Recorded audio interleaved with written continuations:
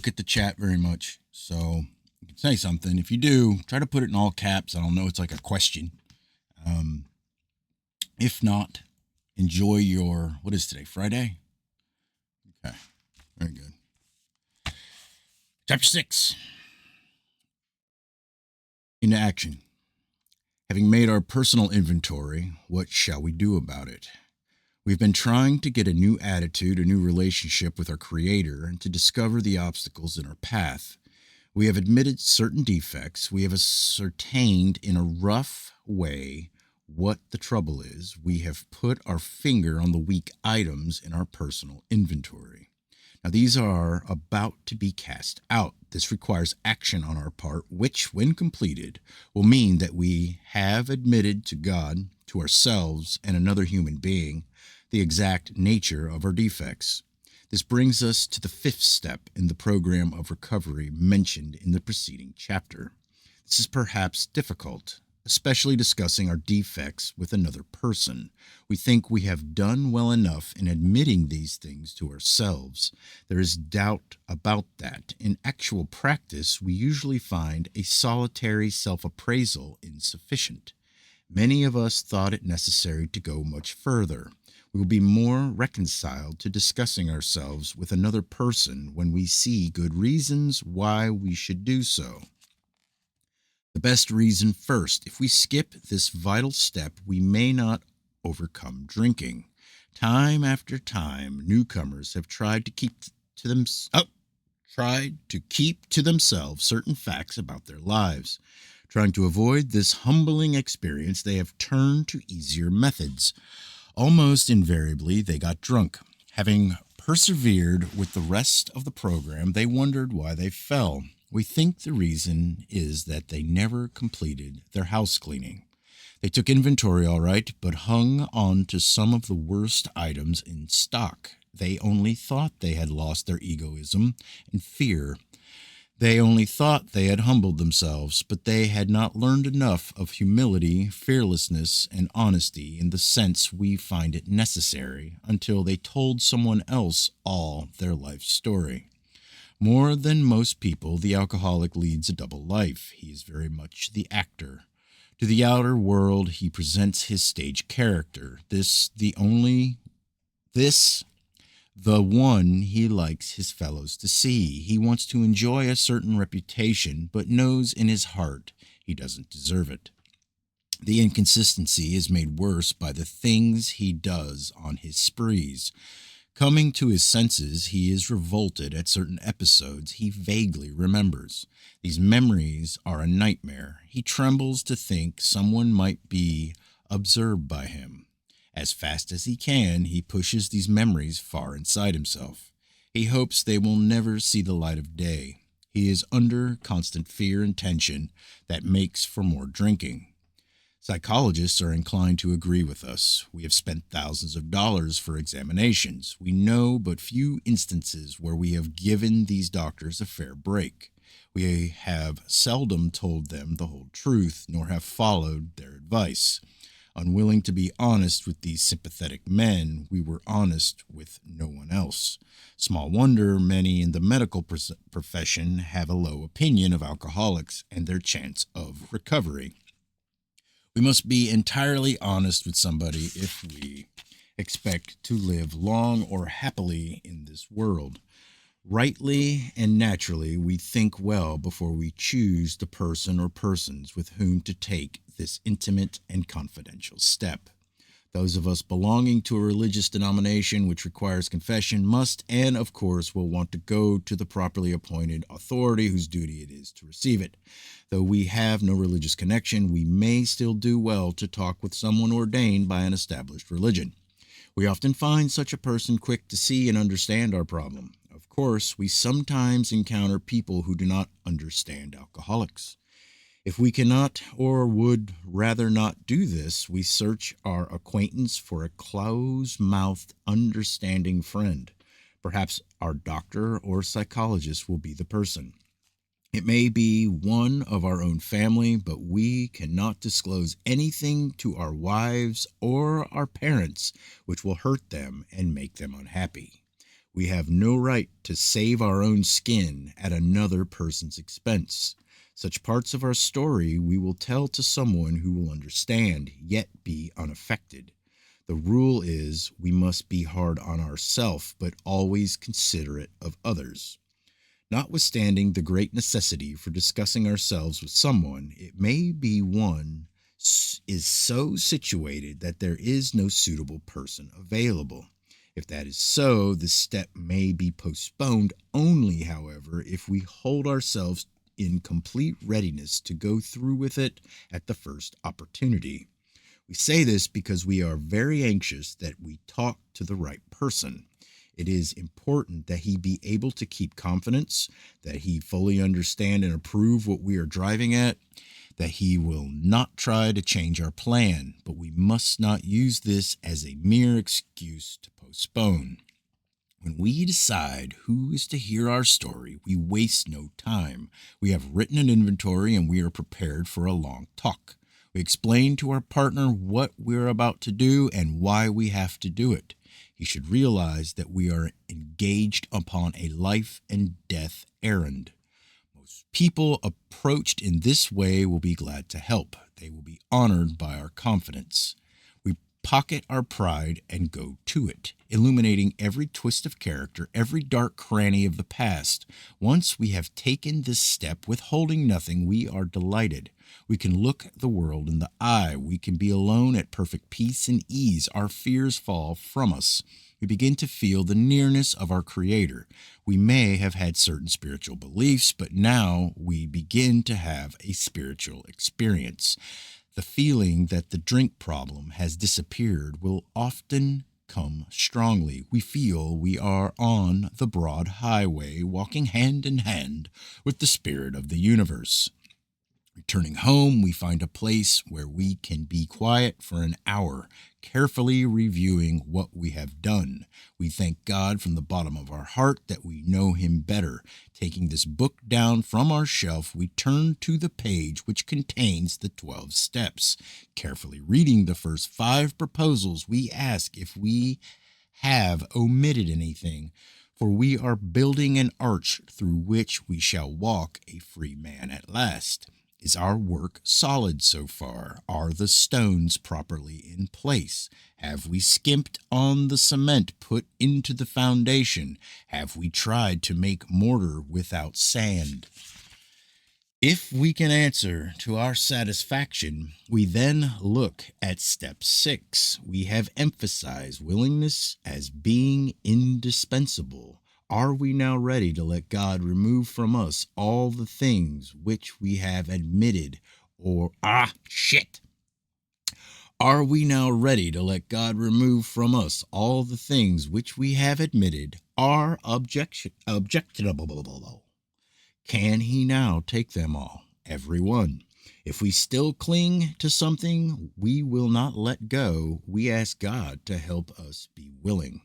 When ready, we say something like this: My Creator, I am now willing that you should have all of me, good and bad. I pray that you now remove from me every single defect of character which stands in the way of my usefulness to you and my fellows. Grant me strength as I go out from here to do your bidding. Amen. We have then completed step 7. Now we need more action, without which we find that faith without works is dead. Let's look at steps 8 and 9. We have a list of all persons we have harmed and to whom we are willing to make amends. We made it when we took inventory. We subjected ourselves to a drastic self-appraisal. Now we go out to our fellows and repair the damage done in the past. We attempt to sweep away the debris which has accumulated out of our effort to live on self-will and run the show ourselves. If we haven't the will to do this, we ask until it comes. Remember, it was agreed at the beginning we would go to any lengths for victory over alcohol. Probably there are still some misgivings. As we look over the list of business acquaintances and friends we have hurt, we may feel diffident about going to some of them on a spiritual basis. Let us be reassured. To some people, we need not and probably should not emphasize the spiritual feature on our first approach. We might prejudice them.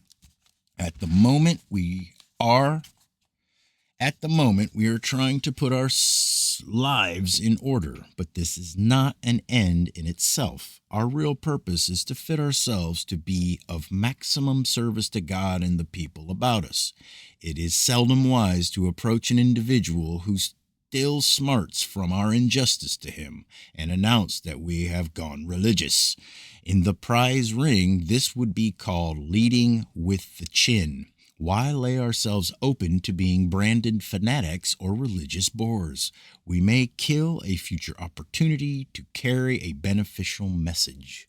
But our man is sure to be impressed with a sincere desire to set right the wrong. He is going to be more interested in a demonstration of goodwill than in our talk of spiritual discoveries. We don't use this as an excuse for shying away from the subject of God. When it will serve any good purpose, we are willing to announce our convictions with tact and common sense.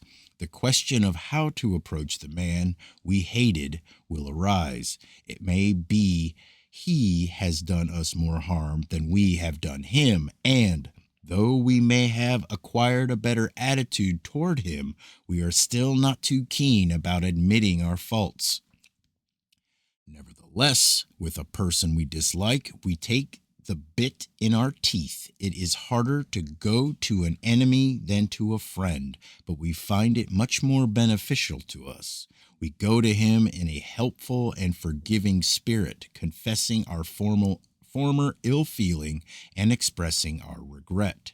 Under no condition do we criticize such a person or argue. Simply, we tell him that we will never get over drinking until we have done our utmost to straighten out the past.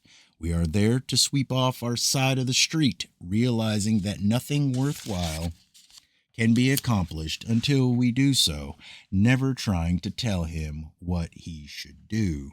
His faults are not discussed. We stick to our own. If our manner is calm, frank, and open, we will be gratified with the result. In 9 cases out of 10, the unexpected happens.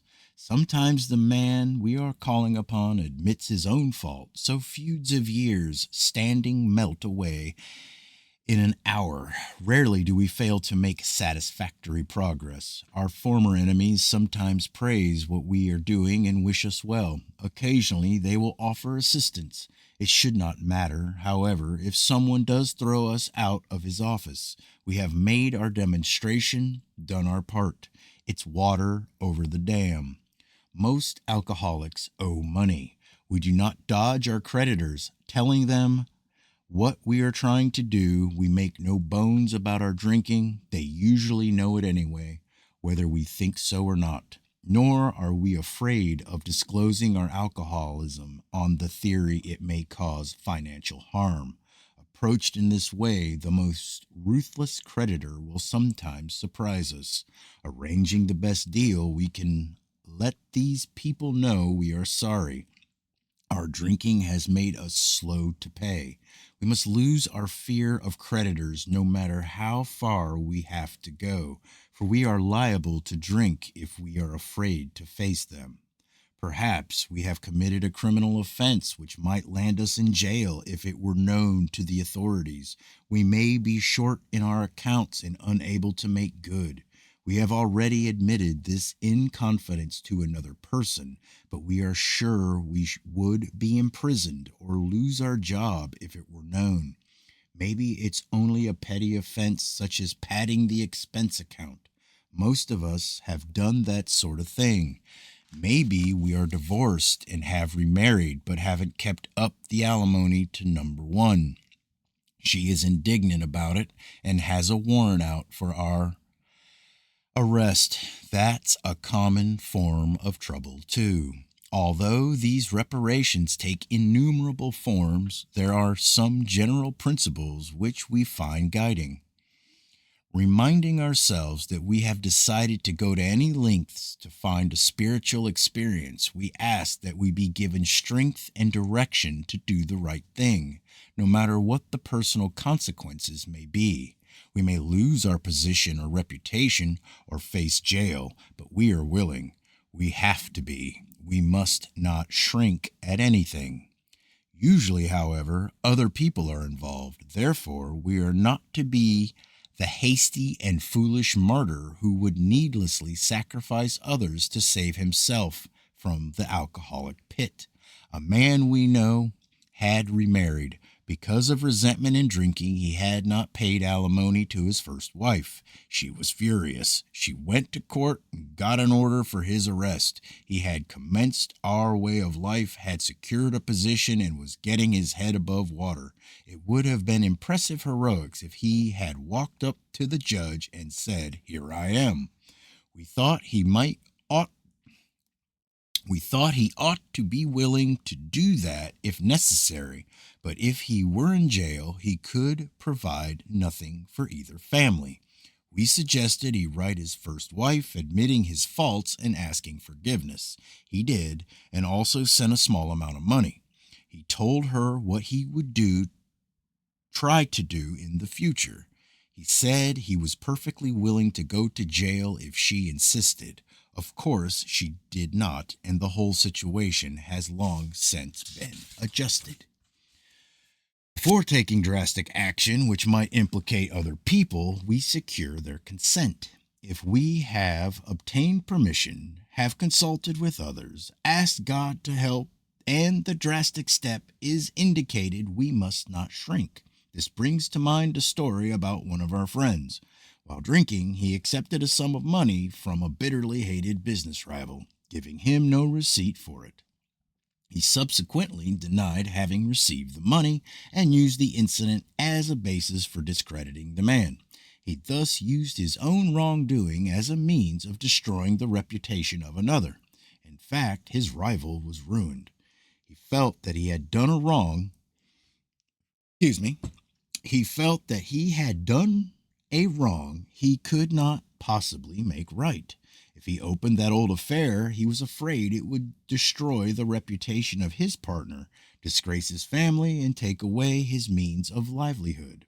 What right had he to invoke those dependent upon him? How could he possibly make a public statement exonerating his rival? After consulting with his wife and partner, he came to the conclusion that it was better to take those risks than to stand before his Creator guilty of such ruinous slander. He saw that he had to place the outcome in God's hands, or he would soon start drinking again, and all would be lost anyhow. He attended church for the first time in many years. After the sermon, he quietly got up and made an explanation. His actions met widespread approval, and today he is one of the most trusted citizens of his town. This all happened years ago. The chances are that we have domestic troubles. Perhaps we are mixed up with women in a fashion we wouldn't care to have advertised. We doubt if, in this respect, alcoholics are fundamentally much worse than other people. But drinking does complicate sex relations in the home. After a few years with an alcoholic, a wife gets worn out, resentful, and uncommunicative. How could she be anything else? The husband begins to feel lonely, sorry for himself. He commences to look around in the nightclubs and their equivalent for something besides liquor. Perhaps he is having a secret and exciting affair with the girl who understands. In fairness, we must not say that she may understand, but what are we going to do about a thing like that? A man so involved often feels very remorseful at times, especially if he is married to a loyal and courageous girl who has literally gone through hell for him. Whatever the situation, we usually have to do something about it. If we are sure our wife does not know, should we tell her? Not always, we think. If she knows in a general way that we have been wild, should we tell her in detail? Undoubtedly, we should admit our faults. She may insist on knowing all the particulars. She will want to know who the woman is and where she is. We feel we ought to say to her that we have no right to involve another person. We are sorry for what we have done, and God willing, it shall not be repeated. More than that we cannot do. We have no right to go further. Though there may be justifiable exceptions, and though we wish to lay down no rule of any sort, we have often found this is the best course to take. Our design for living is not a one-way street. It is as good for the wife as for the husband. If we can forget, so can she. It is better, however, that one does not needlessly name a person upon whom she can vent jealousy. Perhaps there are some cases where the utmost frankness is demanded. No outsider can appraise such an intimate situation. It may be that both will decide that the way of good sense and loving kindness is to let bygones be bygones. Each might pray about it, having the other one's happiness uppermost in mind. Keep it always in sight that we are dealing with that most terrible human emotion, jealousy. Good generalship may decide that the problem be attacked on the flank rather than risk a face-to-face combat. If we have no such complication, there is plenty we should do at home. Sometimes we hear an alcoholic say that the only thing he needs to do is keep sober. Certainly he must keep sober, for there will be no home if he doesn't. But he is yet a long way from making good to the wife or parents whom for years he has so shockingly treated. Passing all understanding is the patience mothers and wives have had. Passing all understanding is the patience mothers and wives have had with alcoholics.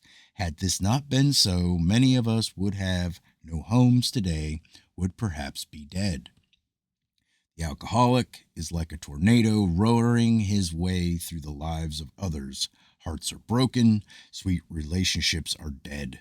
Affections have been uprooted, selfish and inconsiderate habits have kept the home in turmoil.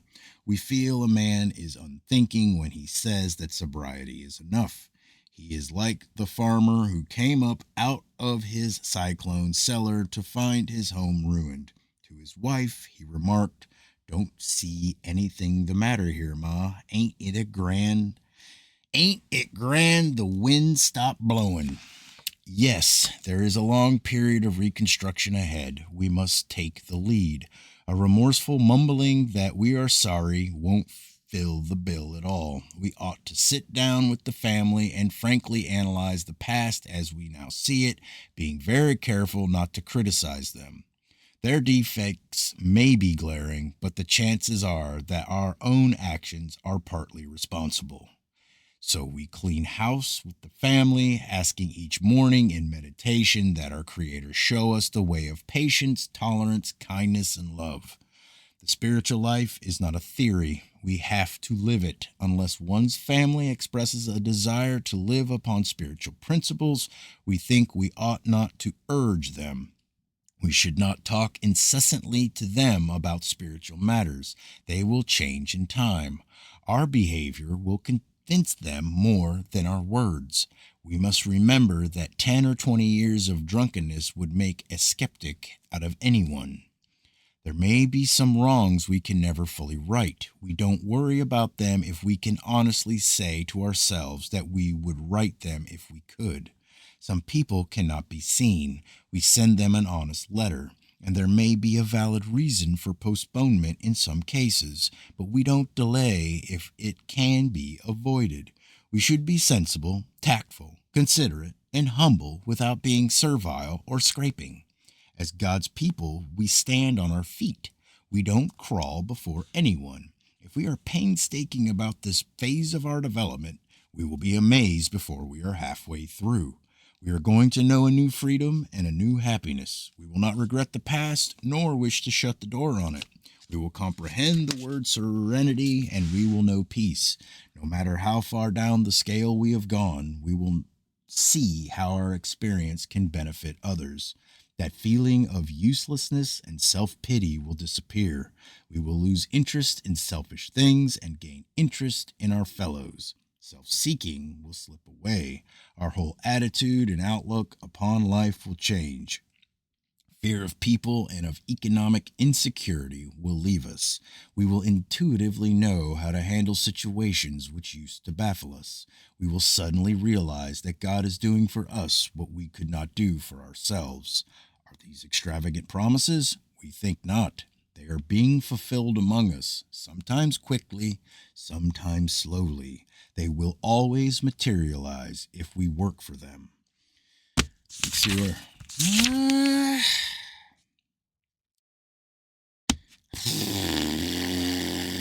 I'll stop. I'm gonna stop right there. Where's my pencil? It was a good run. It was a good run. Hit stop on this.